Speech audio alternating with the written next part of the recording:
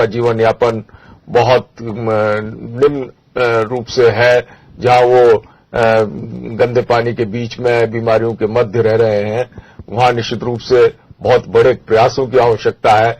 और जिस प्रकार से कार्य चल रहा है, चाहे वो प्रधानमंत्री आवास योजना हो अथवा मुख्यमंत्री आवास योजना हो, निश्चित रूप से 2017 तक ये कार्य 18 तक ये कार्य पूर्ण होगा। जी 22 का लक्ष्य लेकर के चल रहे हैं। और हम आपको बता दें कि आवास को लेकर के जो चर्चा की जा रही है उसमें बताया भी गया है कि जन आवास योजना दिया जाना बिल्कुल ठीक है। सत्ता पक्ष के सदस्य से पूरी तरह से साथ के चल रहे हैं कि हर गरीब के पास में उसका मकान हो, या इसमें इश्यू गरीब का नहीं है, कोई भी इसको ले सकता है जिसके पास में आवास नहीं है। एक कैटेगरी उसमें बना दी गई है। लेकिन प्रतिपक्ष का सीधा आरोप यह है कि इंदिरा आवास योजना जो हमारी चल रही थी, जो बहुत ही अच्छी तरह से काम हुआ है उसमें, उसको आगे बढ़ाने की कोशिश की जा गई है, ये स्वागत कर रहे हैं। लेकिन दूसरी ओर ये भी आरोप लग रहा है कि भू माफियाओं को पनपाने के लिए रियल एस्टेट में इस तरह के लोगों को घुसाने के लिए रास्ते निकाले गए हैं। आरोप लगाना कांग्रेस का काम है। अच्छे कार्यों में सदैव उन्होंने आरोप लगाए हैं। उनकी जो इंदिरा आवास योजना थी वो अच्छी योजना हो सकती है, लेकिन उसका इम्प्लीमेंटेशन ये सरकार नहीं कर पाई थी। यदि हमने आवास वाला विषय रखा है तो हमारा प्रधानमंत्री माननीय नरेंद्र मोदी जी ने और मुख्यमंत्री माननीय वसुंधरा जी ने एक नए एस्पेक्ट के साथ इसको रखा है, और उस पर जो प्रयास हो रहे हैं, उनकी जो खामियां थी, उनकी जो त्रुटियां थी और जिस प्रकार से वो इम्प्लीमेंट नहीं करवा पा रहे थे, लेकिन अब तेजी के साथ इम्प्लीमेंट हो रहा है। वही मैं निवेदन कर चुका हूं कि 2017-18 से ही लगभग वो कार्य इतनी तेजी के साथ हाथ में ले लिए जाएंगे कि 2022 तक इन सारे आवासों में हम अधिकांश लगभग लोगों को आवास उपलब्ध करवा सकें। जी चलिए, 16-17 के अंदर आपने कहा है कि 4,41,000 मकान राजस्थान सरकार ने लक्ष्य रखा है। इसमें से कितने पूरे हो पाएंगे? ये बात सही है कि जो टाउनशिप लेकर के आए हैं उसमें चल रही है कई जगह पे। मैं एक बात जानना चाहूंगा कि पूर्व मुख्यमंत्री अशोक गहलोत भी अफोर्डेबल हाउस स्कीम लेके आए थे। बहुत सारे लोगों ने उसमें काम भी किया है, चर्चाओं में भी रहा, लेकिन बहुत ज्यादा सिरे नहीं चढ़ पाया। क्योंकि वजह साफ है कि जहां पे मकान बनाए जा रहे हैं, क्योंकि कॉस्ट पे भी ध्यान रखा गया है, अब वहां संसाधनों का अभाव देखते हुए लोगों को लगता है कि एक बार बना तो देंगे, दे भी देंगे, लेकिन रहने लायक स्थितियां वहां पे होंगी कि नहीं होंगी, सड़क, बिजली, पानी, क्योंकि ट्रांसपोर्टेशन देखिए बहुत महत्वपूर्ण है। अगर कोई व्यक्ति शहर में काम करने के लिए आ रहा है और यहां से 15 किलोमीटर दूर वो अगर अपनी अकोमोडेशन लेता है तो उसके सामने दो चुनौतियां होंगी। एक तो घर आना जाना, एक डिस्टेंस जो है वो, और दूसरा एक सुविधा। तो ये एक मुझे लगता है कि सरकार के सामने एक बड़ी चुनौती है। निश्चित रूप से, लेकिन सघन आबादी और जनसंख्या के तहत जो आज शहर के मध्य में, आज बिल्कुल शहर के पास, मैं नहीं समझ सकता कि कोई भी सरकार आवास उपलब्ध करा सकती है। तो थोड़ा दूर जाना पड़ेगा, लेकिन ये उनको वहां पर पूरी सुविधाएं मिले, आवागमन के साधन मिले, जल, बिजली, सारी चीज मिले, तो निश्चित रूप से 15 या 20 किलोमीटर कोई बहुत बड़ी दूरी नहीं होती है। अगर उचित आवागमन के साधन है तो निश्चित रूप से ये प्रयास सार्थक प्रयास होंगे। नहीं, लेकिन इसकी रूपरेखा जब हाउस में चर्चा के दौरान भी ये सबका संदेह भी है कि ये लेके तो आ रहे हैं, बहुत अच्छी बात है, लेकिन जो व्यवस्था की जानी चाहिए। क्योंकि वजह यह है साहब कि प्रतिपक्ष के सदस्य अगर आरोप लगा रहे हैं तो इसमें कोई संदेह नहीं, उनकी योजना विफल रही कि लोगों ने वहां लेना मुनासिब नहीं समझा, क्योंकि वहां सुविधाएं नहीं थी, दूर ज्यादा है। तो आवागमन के जो संसाधन होने चाहिए, साथ ही बिजली, पानी, सड़क होनी चाहिए, उसका अभाव है। क्योंकि आप देखिए अधिकारियों का ढर्रा वही है, व्यवस्था ही वही है, तो ऐसे कैसे कहा जा सकता है कि ये चीजें थोड़ी डिफरेंट होंगी? जिस प्रकार से एक मैप तैयार करके और एक योजना के तहत कार्य हो रहा है, उसमें आगामी समय में इन सारी चीजों का ध्यान रखते हुए कार्य किया जा रहा है। जहां पूर्ण मात्रा में आवागमन के संसाधन हो, नल, बिजली और सारी व्यवस्थाएं वहां रहने वाले लोगों के लिए मिल सके, सड़कों की हो, वहां खुले पार्क हो, हॉस्पिटल्स हो, इन सारी चीजों को लेकर एक योजना के तहत कार्य किया जा रहा है। और मार्केट हो जहां वो अपना नित्य प्रति कार्य कर सकते हैं। पीपीपी मोड को लेकर के चर्चा है कि सरकार पीपीपी मोड पे देना चाहती है और सड़कों में लोग आना भी चाहते हैं। निवेशक जो है उनका मेन टारगेट सड़क है, क्योंकि वहां से व्हीकल्स आते हैं और व्हीकल्स भी उस रोड को टारगेट करके और पीपीपी मोड पे दिया जा रहा है जहां पे आवागमन के साधन ज्यादा हो, ताकि टैक्स ज्यादा दिया जा सके, टोल दिया जा सके। और टोल नाकों की स्थिति यह है कि पिछले दिनों ही आप ही के सारे साथियों ने विधानसभा में प्रश्नकाल के दौरान 2 दिन पहले ही बड़ी चिंता जाहिर इस पे की गई कि टोल नाकों की स्थिति बड़ी विकट है और टोल नाके जिस तरह से पैसे लूट रहे हैं, उनके साथ में जो लोग हैं उनकी कोई आइडेंटिटी नहीं है, ना कोई उनके। हालांकि यूनुस खान ने कहा कि हम उनके यूनिफॉर्म के लिए बिल्कुल लिखेंगे। तो अभी भी पीपीपी मोड को लेकर के आपको लगता है, आप एक जनप्रतिनिधि हैं, आपके साथ में लोग आते हैं जाते हैं, जनप्रतिनिधियों को फ्री किया हुआ है, ऑफिसर्स को फ्री किया हुआ है, लेकिन आम आदमी फ्री नहीं जा सकता उसमें। जब पूरी चीजें नहीं है वहां पे, आपका सड़क पूरी नहीं हो रही है, उससे पहले वसूली शुरू कर देते हैं। ये बिल्कुल गलत है और गलत चीज का पूरी तरीके से हम इस विषय में सरकार के समक्ष अपना मत रखेंगे। जिस प्रकार इस पर तो चर्चा भी हुई है, अनुदान मांग के साथ ही पूल जब चर्चा हो रही थी, आपको भी अच्छे से ध्यान होगा कि प्रश्नकाल के दौरान आप ही के पार्टी के विधायकों ने, प्रतिपक्ष के विधायकों ने बात उठाई कि टोल नाकों पे मनमानी चल रही है, जो नॉर्म्स के बाहर जाकर के भी पैसे वसूल कर रहे हैं। एक जब बना हुआ है कि इतने दायरे में आप ये ले सकते हैं, इतने किलोमीटर से इतने किलोमीटर में आप पे टोल नाका लगा सकते हैं। आप ही के पार्टी के मामन सिंह यादव जो तिजारा से एमएलए, उन्होंने सवाल खड़े किए थे इस पे, और इसको माननीय मंत्री जी ने स्वीकार भी किया था जी। और उन्होंने इन सारी चीजों को रोकने के लिए आवश्यक कार्रवाई का भी आश्वासन दिया है। मैं समझता हूं कि इस प्रकार की जाति हमारी सरकार किसी भी प्रकार से बर्दाश्त नहीं करेगी और इन चीजों पर रोक लगेगी।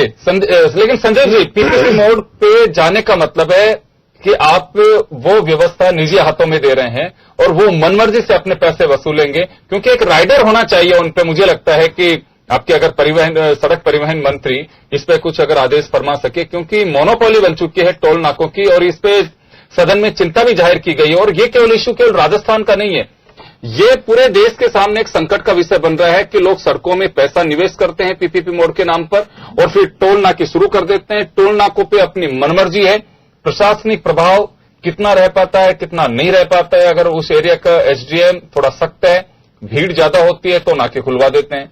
अदरवाइज आप 1-1 किलोमीटर के उसमें लाइन में भी लगे रहे तो आराम से धीरे धीरे आप लाइन से, आपका चाहे 10 मिनट का काम है वो 1 घंटा भी लग रहा है तो कोई पूछने वाला नहीं है। दिल्ली में कोर्ट को इसी वजह से, इसी परेशानी को देखते हुए एक टाइम पीरियड के लिए उसे बंद करना पड़ा कि इस दौरान कोई टोल नाका नहीं लगेगा। बिल्कुल आपका कहना सही है, इसमें एक व्यापक परिवर्तन की आवश्यकता है और सारे विषय में सोचकर सरकारों को इस विषय में जानकारी लेके और निश्चित रूप से उचित और सकारात्मक कदम उठाने चाहिए। ये वास्तव में लोगों की परेशानी का सबब है। जी, तो बिल्कुल सड़क, पुल और आवास, इसको लेकर के जो सुझाव सामने आए हैं विधानसभा के अंदर और वहां पे जो विधायकों ने, सत्ता पक्ष और प्रतिपक्ष दोनों ने सड़कों को लेकर के बड़ी चिंता भी जाहिर की है। दूसरी तरफ सड़कों का विकास सरकार अपने विकास के साथ में देख करके चल रही है कि सड़कें अगर अच्छी होती हैं तो उस देश का विकास झलकता है। रोनाल्ड रीगन के शब्दों को साथ में 15 जुलाई 2014 को मुख्यमंत्री वसुंधरा राजे जब बजट पेश कर रही थी तब उन्होंने कहा भी था कि अमेरिका के अंदर एक, उन्होंने इंग्लिश के वर्ड्स के साथ में कहा था जिसका हिंदू अनुवाद ये था कि हम अमीर इस वजह से नहीं है कि हमारे पास में पैसा है, हम अमीर इस वजह से दिखते हैं कि हमारी सड़कें अच्छी हैं। तो ये बात उन्होंने जो कही थी, निश्चित रूप से सड़क एक आम जन की आवश्यकता है और होनी भी चाहिए, अगर कमी है तो दुरुस्त की जानी चाहिए। पार्टी लाइन से ऊपर उठ करके मुझे लगता है कि यह विषय है। लेकिन दूसरी तरफ एक बड़ी बात यह है कि सड़कों में निवेश हो सकता है, होगा भी, लेकिन ऐसा नहीं हो कि जनता पे भार लादा जा रहा हो। ये मुझे लगता है कि यह उचित नहीं होगा। इस पे कोई ना कोई व्यवस्था और व्यवस्थित तरीके से इस पे कार्रवाई की जानी चाहिए। चलिए छोटे से ब्रेक के लिए रुकेंगे, ब्रेक के बाद हम खास खबर में वापस लौटेंगे।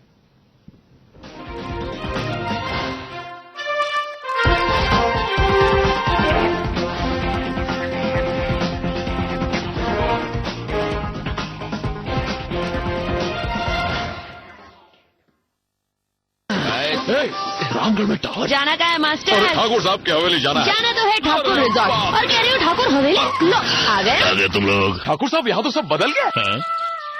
पर अपने लोग नहीं बदले। मैं राधा बोल रही हूँ। राधा, राधा मैं तुम्हें लेने आया हूँ राधा। BSNL अपनों को अपनों से जोड़े।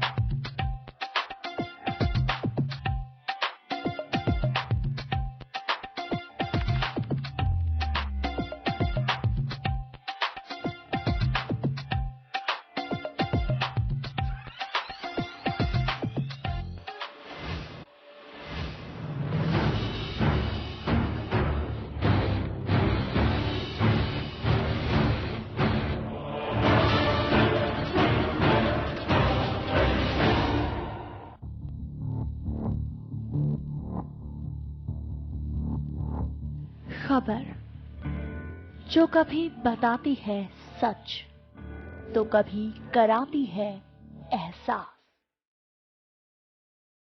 खबर जो है कुछ खास। खबर ही तो है जो कभी बनती है राजनीति से तो कभी व्यापार से, कभी आती है खेल से तो कभी मनोरंजन से, कभी खुशी से तो कभी गम से। हाँ, खबर ही तो है। खबर थमती नहीं और ना ही थमेंगे हम, क्योंकि हम हैं जन टीवी, जन जन की आवाज।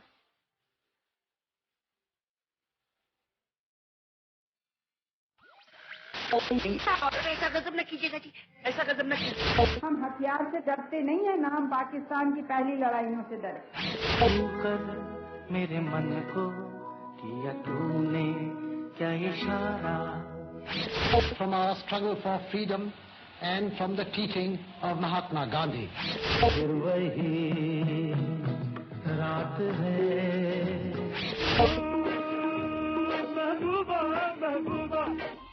डालते हैं कुछ ऐसी ही यादगार जीवनियों पर नजर। देखिए यादों का सफर सिर्फ जन टीवी पर।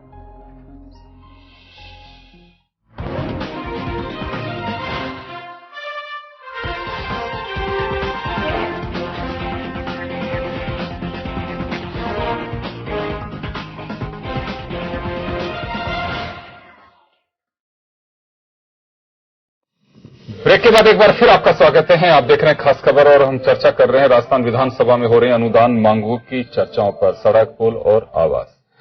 एक सवाल उठता है यहाँ संदीप जी, आप लोग होटल्स, मोटल्स, डाक बंगले लीज पे देने की तैयारी कर रहे हैं, लेकिन कई आप ही की पार्टी के सदस्यों ने डाक बंगलों की डिमांड की है कि अगर डाक बंगले हों तो अधिकारी भी आते हैं, मंत्री विधायक भी आते हैं, बड़े पॉलिटिशियन भी आते हैं, तो सरकार का एक अपना एक वहां पे सेट खड़ा होता है। लेकिन सरकार तो इनको निजी हाथों में देने की